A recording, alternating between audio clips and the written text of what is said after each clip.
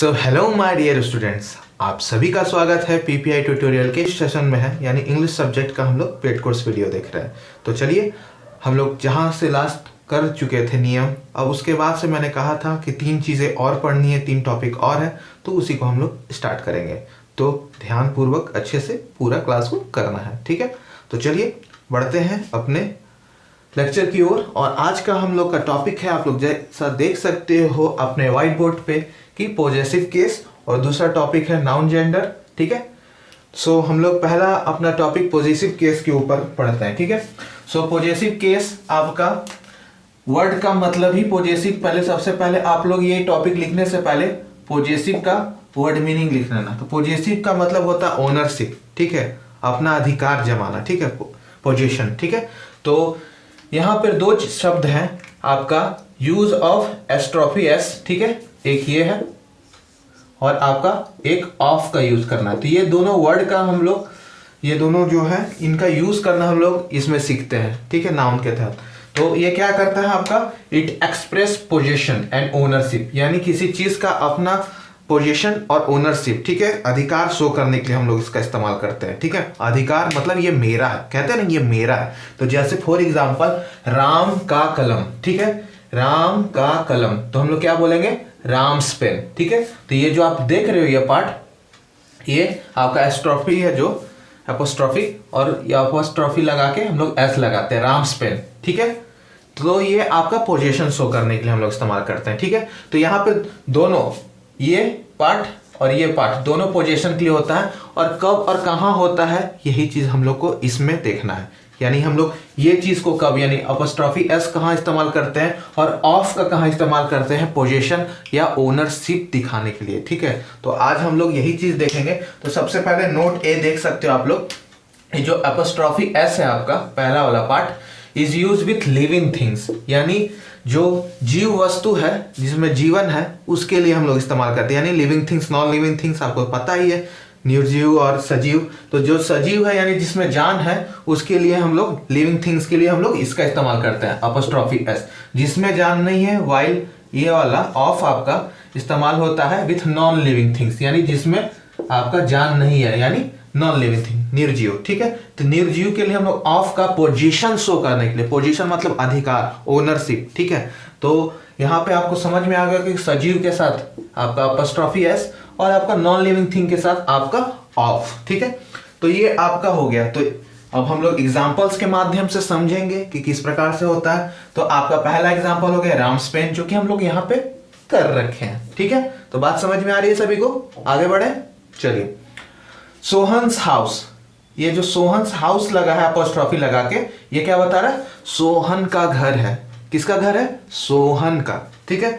रीता साड़ी, ठीक है, तो ये क्या दिखा रहा है, साड़ी किसकी है, तो रीता की है, ठीक है। आपका डॉग्स का कलर, यानी कुत्ते का आपका कलर क्या है, तो हम लोग कलर बता रहे हैं, ठीक है। अब यहां पे द चार्जर ऑफ फोन, ठीक है। तो ये चार्जर क्या है आपका, निर्जीव है, क्या है, नॉन लिविंग है, क्या है, नॉन लिविंग। तो नॉन लिविंग है चार्जर, तो द चार्जर ऑफ फोन।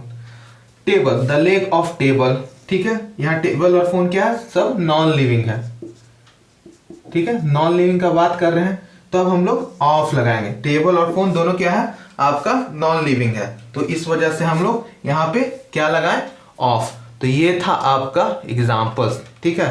तो आपको इस प्रकार से करना है, राम, सोहन, रीता, डॉग, ये सब क्या है, लिविंग थिंग्स।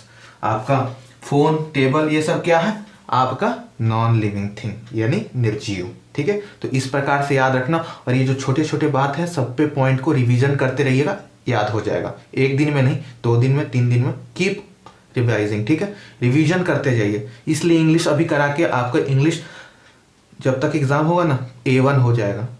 इसलिए स्टार्टिंग में हिंदी, इंग्लिश, जीके 50 क्वेश्चंस, यानी आपका 55%, यानी 90 में 50 क्वेश्चंस पहले हम लोग अच्छे से कर लेंगे। और साइंस का तो टेंशन लेना नहीं बचा, मैथ्स में प्रैक्टिस करेंगे, और जल्दी दिसंबर या जनवरी से स्टार्ट कर दिया जाएगा, ठीक है। So 1 by 1 we will conquer the every subjects, सब पे विजय प्राप्त करेंगे, सारे सब्जेक्ट्स को अच्छे से कर लेंगे, वीक स्टूडेंट से लेके हार्ड एवरेज सभी स्टूडेंट्स अच्छे से कर लेंगे, ठीक है। बस करते जाइए जो बोलते जा रहे हैं। और पीपीआई ट्यूटोरियल इसीलिए आपको सबसे बेस्ट है, क्योंकि यहाँ पर आपको सबसे महंगी चीज़ दुनिया की जो है ना वही दी जाती है। क्या पीपीआई ट्यूटोरियल का क्या है सिनोनिम्स? तो वो है ट्रस्ट। सबसे महंगी चीज़ दुनिया में अभी ट्रस्ट है, और पीपीआई ट्यूटोरियल यही चीज़ प्रोवाइड कराता है, ट्रस्ट एंड दूसरा क्वालिटी। तो ये ट्रस्ट आपको सबसे महंगी चीज़ यहीं पे मिलेगी सिर्फ।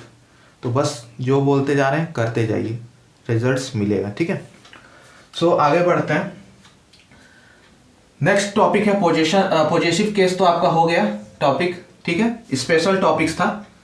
टॉपिक नंबर 1 था ये। अब टॉपिक नंबर 2 पे चलते हैं, दैट इज नाउन जेंडर। ठीक है, क्या है? नाउन का जेंडर। ठीक है, तो gender is divided into 4 types, यानी 4 प्रकार से बांटा गया है नाउन का जेंडर, यानी संज्ञा का जेंडर हम लोग लिंग 4 प्रकार में बांटे हैं। तो सबसे पहले मैस्कुलिन जेंडर यानी पुल्लिंग, ठीक है, फेमिनाइन जेंडर यानी स्त्रीलिंग, फिर कॉमन जेंडर आपका उभयलिंग जिसको बोलते हैं, न्यूट्रल जेंडर यानी नपुंसकलिंग। ठीक है, तो एग्जांपल्स के माध्यम से समझते हैं। मैस्कुलिन मतलब एम मतलब मेल, एम मतलब मैस्कुलिन यानी मेल सेक्स यानी पुलिंग के बारे में। तो टाइगर, शेर, father, son, time, power, thunder, summer, violence, ये सब क्या है? सब पुलिंग है। ठीक है, स्त्रीलिंग यानी फीमेल, फेमिनाइन जेंडर एफ से आप लोग एफ से आपको याद हो जाएगा, एम से यहाँ दोनों को मिला दीजिए। Female sex tigress, women, lioness, mother, sister, niece, nature यानी नेचर क्या है आपका? स्त्रीलिंग है। अर्थ ये भी आपका स्त्रीलिंग है। हमारी धरती माँ, जैसे बोलते हैं ना बॉर्डर फिल्म में, ये धरती मेरी माँ है। तो ये धरती हम सब की माँ है, और इसे हमें अच्छे से साफ सुथरा और सही रखना है अपने आगे वाले जनरेशन के लिए भी। उसको हम लोग क्या बोलते हैं? सस्टेनेबल डेवलपमेंट, यानी अपने प्रेजेंट को हम लोग को अच्छे से यूज़ करना है कि फ्यूचर जनरेशन को भी सब चीज़ हमारा सही मिले। सस्टेनेबल डेवलपमेंट के साथ सब कुछ चलना है। तो धरती माँ का ख्याल रखा कीजिए। आगे बढ़ते हैं।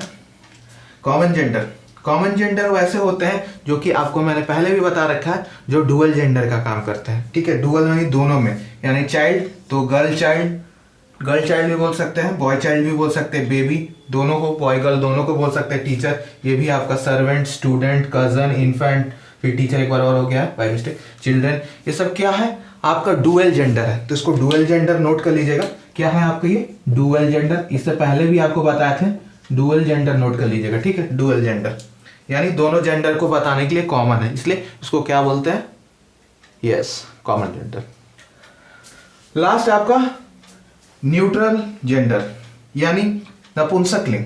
तो इसका कोई लिंग नहीं है। Copy, book, room, paper, TV, box, ये सब क्या है? नॉन लिविंग थिंग्स है। ठीक है, इनका कोई जेंडर नहीं है। ठीक है, तो वैसे नाउन जिनका कोई मतलब नॉन लिविंग थिंग्स है उनको हम लोग नपुंसकलिंग में डाल देते हैं। ठीक है, copy, book, room, paper, TV, box, ये सब नॉन लिविंग थिंग, निर्जीव है, इसलिए इनको हम लोग न्यूट्रल जेंडर, इनका कोई जेंडर नहीं है क्योंकि ये निर्जीव है, नॉन लिविंग थिंग्स। तो इस पॉइंट को स्टार मार्क कर लीजिएगा, ये खासकर स्टार मार्क कर लीजिएगा क्योंकि नॉन लिविंग थिंग्स है। ठीक है, तो एक एक डिटेल पे बारीकी से ध्यान देना है। ठीक है, अब लास्ट पॉइंट हम लोग देख लेते हैं, नाउन नंबर। इसके बाद आपका नाउन पूरी तरह से खत्म हो जाएगा। ठीक है, उसके बाद हम लोग प्रोनाउन करेंगे। तो चलिए चलते हैं हम लोग नाउन के ऊपर और नाउन को अच्छे से करेंगे। तो चलिए आगे बढ़ते हैं और लास्ट टॉपिक यानी नाउन नंबर को हम लोग करेंगे, और इसी के साथ हमारा नाउन पूरा थ्योरी एक डिटेल में खत्म हो जाएगा। ठीक है, तो नाउन नंबर को हम लोग समझते हैं। ठीक है, सो लास्ट पॉइंट है आपका नाउन नंबर। ठीक है, तो ध्यान दे दीजिए अपने व्हाइट बोर्ड पे। नाउन नंबर आपका लास्ट टॉपिक है। इसमें 2 पॉइंट है, प्लूरल नाउन और सिंगुलर नाउन। ठीक है, तो सिंगुलर नाउन तो अभी तक सबको समझ में आ गया। ऐसे एक व्यक्ति या एक स्थान या एक वस्तु का बोध होता है, उसको हम लोग सिंगुलर यानी एक सिंगुलर वचन। ठीक है, तो जैसे हो गया आपका सिटी, बॉय, गर्ल। ठीक है, एग्जाम्पल्स में ETC कर लीजिए। दूसरा है प्लूरल नाउन, इससे एक से अधिक व्यक्ति, स्थान या वस्तुओं का बोध हो, जैसे सिटीज, बॉयज, गर्ल। ठीक है, कैसे चेंज करते हैं? जैसे पेन को हम लोग को सिंगुलर से प्लूरल में बदलना है। ठीक है, तो क्या करेंगे? हम लोग एस जोड़ देंगे इसमें, तो पेन्स हो गया। बेंचेस को हम लोग जोड़ना करना है सिंगुलर से प्लूरल, तो ES जोड़ देंगे तो बेंचेस हो गया, देख सकते हो आप लोग। तो इस प्रकार से हमें बदलना है। इसके भी एक दो नियम है, उसको भी डिटेल में देख लेते हैं, ठीक है, और उसके बाद आगे बढ़ते हैं हम लोग, ठीक है। तो आगे थोड़ा सा एक पॉइंट इसमें और ऐड होता है कि इस प्रकार से हमें बदलना चाहिए सिंगुलर से प्लूरल फॉर्म में, इसलिए इसको हम लोग नाउन का नंबर, ठीक है, नाउन सिंगुलर में है या प्लूरल में है, ये चीज़, ठीक है। चलिए देखते हैं हम लोग आगे। तो आइए आज का हम लोग लास्ट टॉपिक नाउन का कर लेते हैं। सो नाउन नंबर में एक मैंने रूल आपको कहा था, वो चीज़ें हम लोग देखेंगे अभी, ठीक है। तो रूल आपको क्या बोल रहा है, कंपाउंड नाउन में जब मेन वर्ड में, जो जैसे ये मेन वर्ड है, ठीक है, ब्रदर इन लॉ में ब्रदर, सो उसमें एस लगाने पर उसका प्लूरल बन जाता है, ठीक है। तो सिंपल क्या है, कंपाउंड नाउन आपका ये जो मेन हो गया, ये आपका कंपाउंड नाउन हो गया। इसमें क्या करना रहता है, एस लगा देने से आपका ये प्लूरल बन गया। सिस्टर इन लॉ, सिस्टर में एस लगा दीजिए, सिस्टर्स इन लॉ, ठीक है। स्टेप डॉटर, इसमें एस लगा दीजिए कंपाउंड नाउन में, डॉटर्स में, ठीक है। तो ये आपका प्लूरल बन जाएगा। तो सिंगुलर से प्लूरल बनाने का ये आपका कंपाउंड नाउन, यानी जो मेन नाउन रहता है, मेन वर्ड, ठीक है, कंपाउंड नाउन उसी को बोलते हैं। एस लगा दीजिएगा बस, सिंपल एस, तो आपका ये कन्वर्ट हो जाएगा, ठीक है। और कुछ VVI आपका इंपॉर्टेंट है जो कि हम लोग डेली लाइफ में यूज करते हैं और हम लोग मिस्टेक्स बहुत करते हैं, ठीक है। तो माउस सिंगुलर है आपका और माइस आपका प्लूरल है, ठीक है। टूथ सिंगुलर है, टीथ आपका प्लूरल है। ये सब हम लोग बहुत कंफ्यूज रहते हैं, इसमें कंफ्यूजन नहीं होनी चाहिए, ठीक है। फिर आपका मैन और आपका MEN, ये आपका ई जो है ये प्लूरल हो गया। चाइल्ड आपका चिल्ड्रन, वैसे ही आप एक और लिख लीजिए, वुमेन वीमेन, ठीक है। तो ये आपका कुछ इंपॉर्टेंट VVI सिंगुलर से प्लूरल जो कि हम लोग डेली लाइफ में यूज करते हैं, तो इसको स्टार मार्क करके लिखिएगा, ठीक है। ये वाले पॉइंट्स को सबको स्टार मार्क करके लिखिएगा, ठीक है। सो ये था आपका पूरा नाउन। तो आपको नाउन पूरा कंप्लीट करा दिया गया है, ठीक है। तो ये आपका नाउन का पूरा सीरीज था और प्रैक्टिस भी करना जरूरी है। तो प्रैक्टिस अभी नहीं होगा, क्वेश्चंस का प्रैक्टिस नहीं, अभी थ्योरी पे कॉन्सेंट्रेट कीजिए। फिर जब आप लोग पूरा पार्ट ऑफ स्पीच कर लीजिएगा एक बार, फर्स्ट लेयर में पढ़ाई पूरा एक बार हो जाएगा, फिर से रिवीजन के तौर पर यानी नए साल में आपका फिर से हम प्रैक्टिस करवाएंगे, ठीक है। तो प्रैक्टिस अभी बाकी है, ठीक है। यानी जितना भी पढ़े उसको ब्लेड को धार करने के लिए, तलवार को धार करने के लिए हमें क्या करना होगा, प्रैक्टिस करना होगा। तो प्रैक्टिस फिर से एक बार होगा जिसके वजह से आपका डुअल हो जाएगा तैयारी। तो इसको बोलते हैं स्मार्ट वर्क। तो अभी आप थ्योरी पे ज़्यादा फोकस करो, एग्जाम्पल्स वगैरह रूल्स अच्छे से करो, ठीक है। फिर उसका आपका प्रैक्टिस होगा, ठीक है। फिर थर्ड रिवीजन टेस्ट के माध्यम से, तो ये नए साल में होगा आपका, यानी 1 महीना बाद।